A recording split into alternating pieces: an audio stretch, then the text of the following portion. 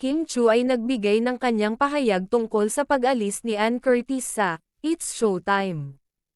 Ayon kay Kim, malungkot siya sa pag-alis ni Ann dahil isa ito sa mga haligi ng programa.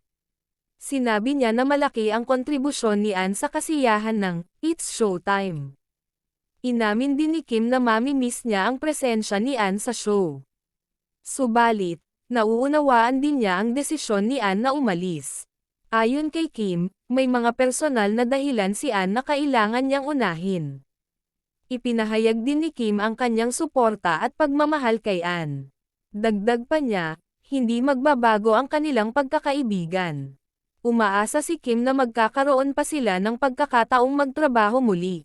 Sa huli, sinabi niya na lagi silang nandito para kay Ann.